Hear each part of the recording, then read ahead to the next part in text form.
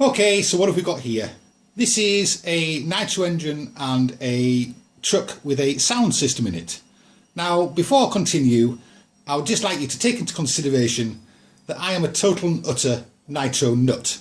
So when a company brings out a trophy truck, which Traxxas did a couple of years back actually, my ears prick up and I become a bit sceptical. So don't get me wrong, I understand that sound boxes are great on model railways, they're great on semi-trucks if you've got a big semi-to-me truck or something like that. They're great for crawlers, they're great for construction, they're great for farming, but when you put them in a trophy truck, it gains my attention because the sound of a nitro is such an important part of the experience of having a nitro that I become a little bit sceptical.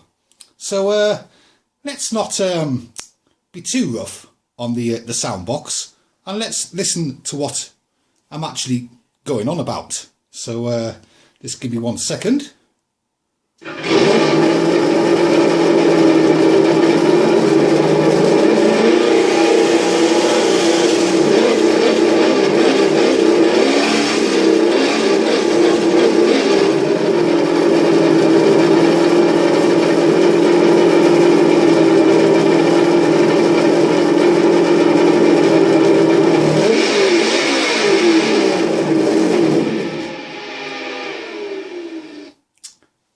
Now, even I admit that that is a fantastic sound. I absolutely adore the startup procedure, the close down procedure. When you rev it, it sounds absolutely fantastic. It really does improve the experience of the car itself. I don't deny that. It is great. But there are two problems with it. So the first problem is, let me just go down to the nitro engine down here. The nitro engine will speak to you in a way.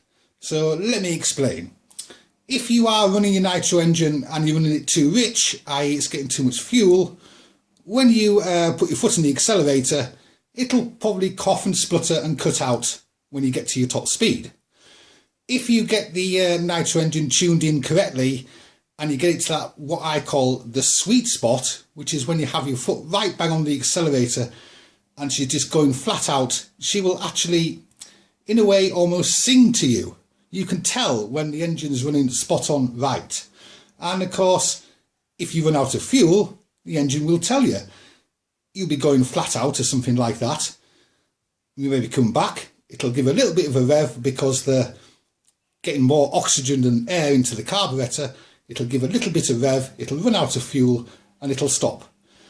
It'll also tell you when something goes wrong by a deathly silence. And that usually means you got to stick your hand in your pocket and probably buy a new engine. So the nitro engine, it kind of involves you a little bit more, is what I'm trying to say.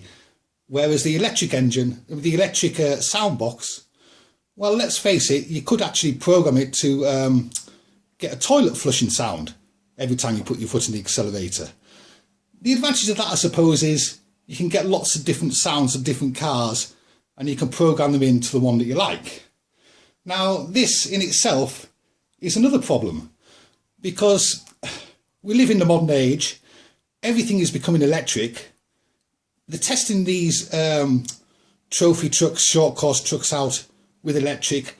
They're testing rally cars out with electric, and it kind of defuncts the sound of the combustion engine.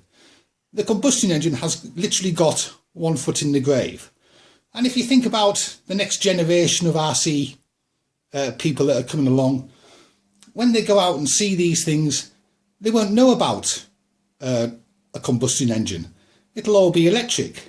So the sound itself is going to become dated. So I hope you understand that I'm a bit of a nitro nut and I just love the actual sound itself. It just gives so much more back to you. Whereas the electric sound, yeah, it's fantastic. I really like it, don't get me wrong. I actually think Traxxas should have put one of these in the UDR, which will come up later, but they haven't, and I'm not going to go on about that.